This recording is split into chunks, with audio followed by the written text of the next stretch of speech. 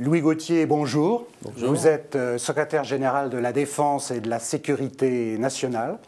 Bienvenue à ce talk stratégique du Figaro. Nous sommes particulièrement heureux de vous accueillir car vous êtes assez discret dans les médias, en dépit du poste, et peut-être à cause du poste stratégique que vous occupez.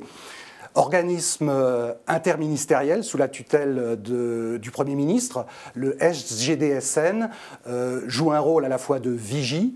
Le SGDSN est au centre des grandes problématiques de sécurité et de défense qui concernent les Français. Vous jouez un rôle de vigie vis-à-vis de toutes les menaces.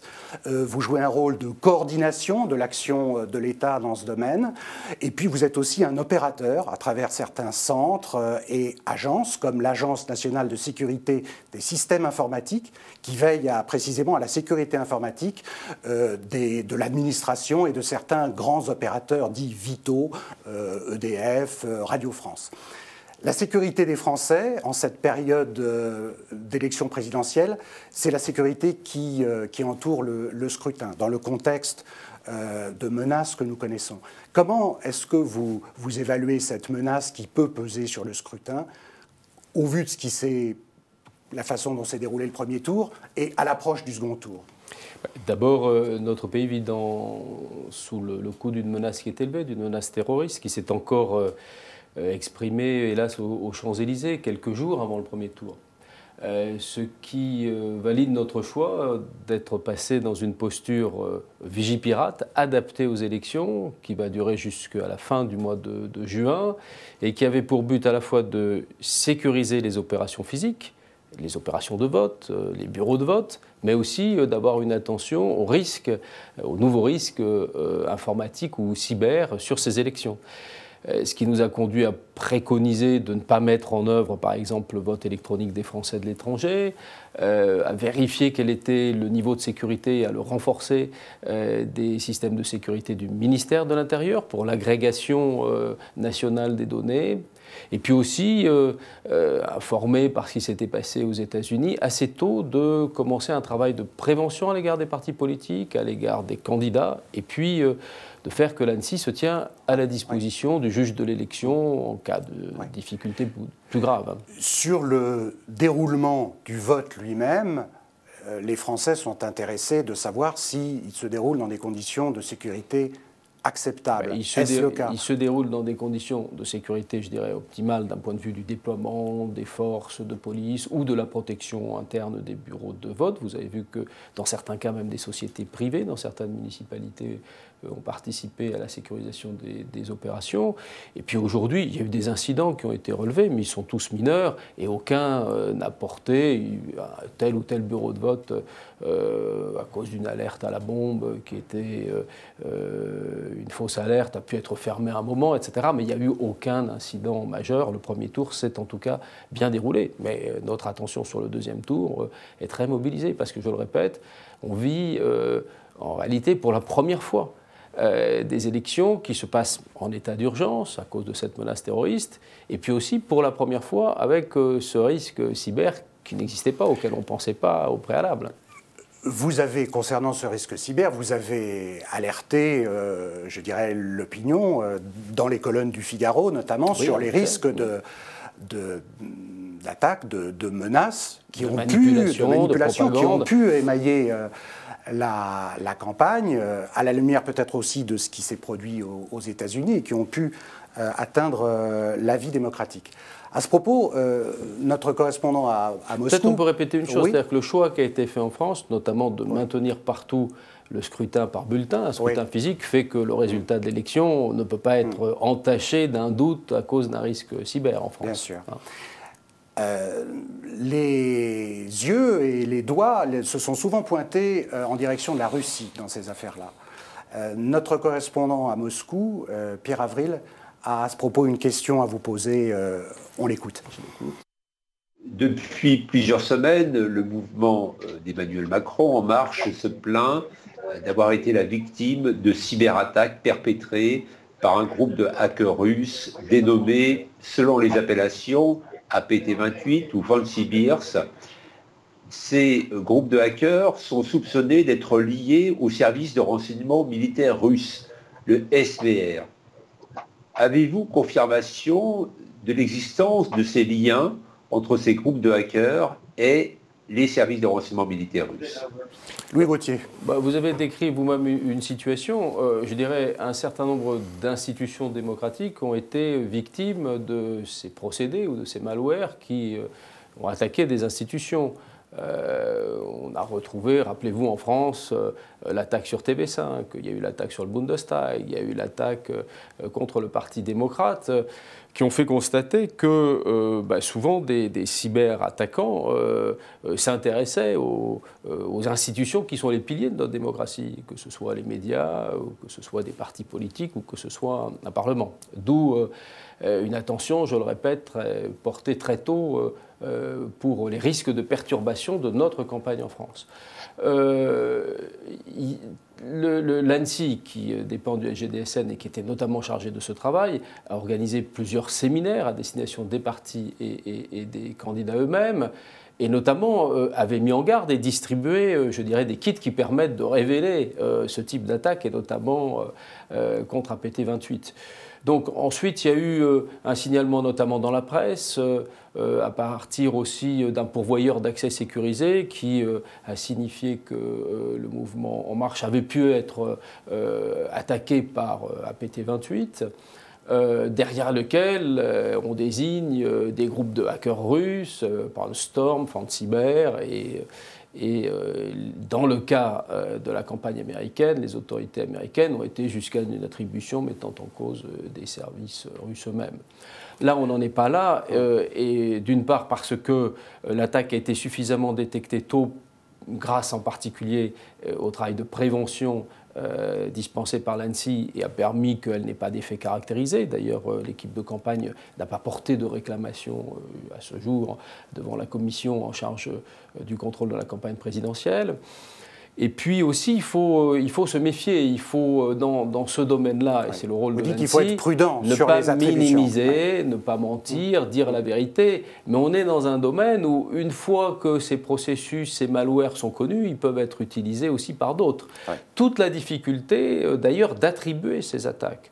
Et notamment, ce qui n'est pas le cas dans les situations qui sont évoquées ici, si il y avait des escalades qui mettaient par exemple en jour nos systèmes de sécurité.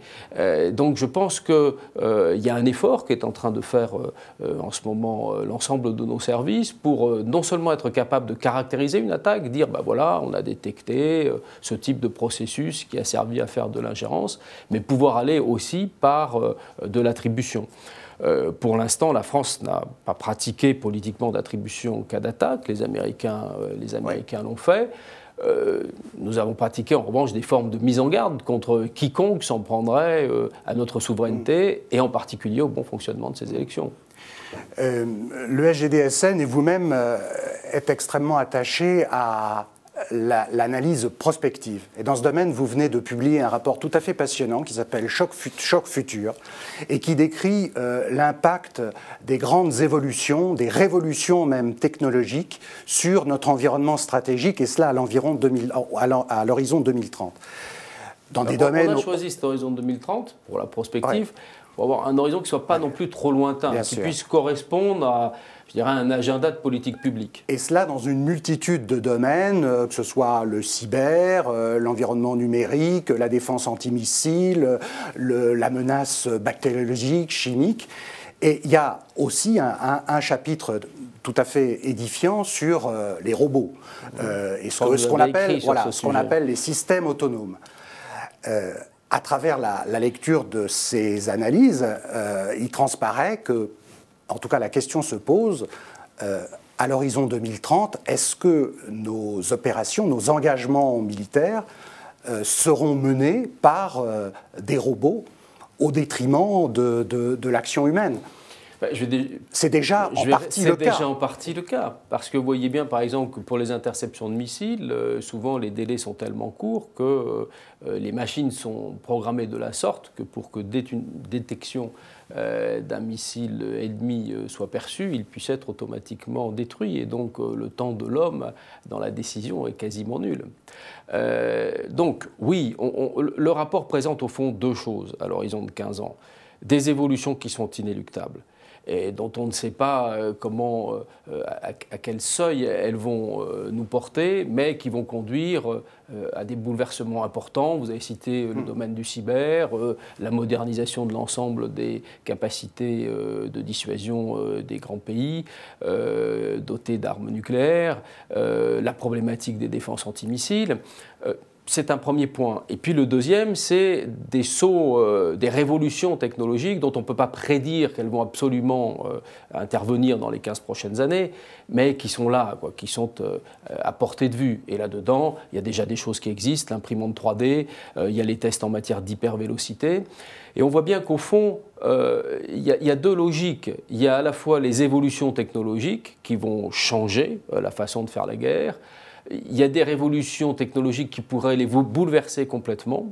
Et puis, il y a aussi la vulgarisation technologique qui nous confronte au risque de détournement, qu'on constate déjà quand on voit les terroristes utiliser des drones ou même tenter, eux aussi, d'exploiter les failles informatiques et d'utiliser potentiellement l'arme cyber, même s'ils n'ont pas beaucoup développé leur capacité dans ce domaine. Donc le rapport, il dit attention, les choses changent à cause de ces trois logiques. Évolution, détournement technologique et révolution. On ne peut pas dire si, par exemple, la révolution de l'ordinateur quantique va se faire dans les 15 prochaines années. En revanche, elle est d'une certaine manière en perspective. La certitude, elle est là, en revanche, sur la révolution biologique qu'apporte, par exemple, le ciseau génétique. Vous parlez aussi des drones et vous dites que l'évolution vers des drones armés, en quelque sorte des drones donc portant des armes et pouvant avoir une action létale, cette évolution, elle est inévitable, dites-vous. Les Américains, les Britanniques en utilisent déjà, mais pour nous, ça reste une ligne rouge. Les armées françaises n'en utilisent pas à ce stade. On va donc, selon vous, inévitablement vers l'utilisation par nos armées de ce type de robots tueurs ? Il y a la nécessité sans doute d'avoir un débat derrière votre question, et d'ailleurs, dans toutes les questions qui sont soulevées dans le rapport, assez vite on bute sur une réflexion qui peut être d'ordre philosophique ou éthique, sur des questions qui sont juridiques, de responsabilité, et puis ensuite sur des logiques plus opérationnelles d'efficacité. Quand vous utilisez un robot, par exemple, en appui d'une action de démineur, vous protégez les vies humaines, et notamment celles des démineurs, personne ne se pose évidemment la question d'automatiser ce robot. Quand en revanche un robot, comme on a vu certains robots russes expérimentés dans la guerre en Syrie, commence à être lancé en premier pour, je dirais, dégager des fronts dans une bataille de ville, vous voyez bien qu'on change la nature des choses, la nature de l'action, de la pesée de l'homme et de sa responsabilité dans la conduite des opérations. Ces grandes évolutions, ces ruptures technologiques, elles posent effectivement beaucoup de questions d'ordre opérationnel, mais aussi éthique, peut-être même civilisationnel. Absolument. Et aussi des questions sur d'éventuelles dérives vers un technologisme, aussi des questions de faisabilité financière. Sommes-nous à même, dans le contexte que nous connaissons et que nous connaîtrons dans les prochaines années, sommes-nous à même de relever ces défis ? Alors d'abord, je voudrais dire qu'il ne faut pas avoir une vue négative de l'évolution des sciences. Et il faut savoir que, c'est ce que dit aussi le rapport, que le refus d'obstacles, les occasions manquées, dans un siècle où les évolutions technologiques s'accélèrent, le prix du rattrapage est encore plus considérable. Le déni a un prix lui aussi. Si on ne voit pas que l'état de l'art, la grammaire de la guerre ou des conflits risque d'échanger, on risque d'en payer plus fort le prix quand on va devoir procéder au rattrapage inéluctable. Puis il ne faut pas voir simplement la technologie de cette façon anxiogène. Toute une partie de cette technologie offre en réalité des perspectives immenses. L'imprimante 3D, oui, il y a le risque de l'appropriation, oui, il y a le risque du contournement, par exemple, des mécanismes anti-prolifération. Mais l'imprimante 3D, c'est aussi formidable dans tous les pans industriels. On peut regretter que notre pays n'ait pas fait les développements ou les investissements que fait, par exemple, l'Allemagne, et qui concernent aussi bien l'industrie automobile que l'industrie aéronautique civile. Donc on n'a pas une position, je dirais, c'est le contraire, qui est simplement comme ça obscurcie par l'angoisse ou par les conflits futurs. Mais on alerte, on alarme. Et bien sûr, il y a la question du coût. La question du coût, ça veut dire que, notamment dans les prochains exercices de programmation militaire, je pense qu'il va falloir être attentif aux crédits dispensés à la recherche militaire, à la recherche duale. Je crois que c'est important. Et puis, on voit bien, par exemple, je prends l'exemple de l'hypervélocité. Est-ce que la France participe de cette révolution? Des missiles extrêmement rapides au-delà de Mach 5, qui sont déjà, je dirais, dans des phases de programmation d'équipements en Chine, en Russie, aux États-Unis. Est-ce qu'on est dans ce groupe, est-ce qu'on reste dans ce groupe de tête des grandes puissances qui se dotent de ces capacités, ou est-ce qu'on se laisse distancer? Si on se laisse distancer, ça a toute une série de conséquences immédiates sur notre posture, pas simplement militaire, mais notre posture stratégique. Est-ce qu'on fait partie de ce groupe des très grandes puissances technologiques dans ce domaine, par exemple? Donc voilà, je pense qu'il y a des attentions. Il y a d'ailleurs des crédits qui sont consacrés à l'hypervélocité aujourd'hui, je vous rassure. Louis Gauthier, terminons sur cette note d'optimisme. Merci beaucoup. Merci à vous.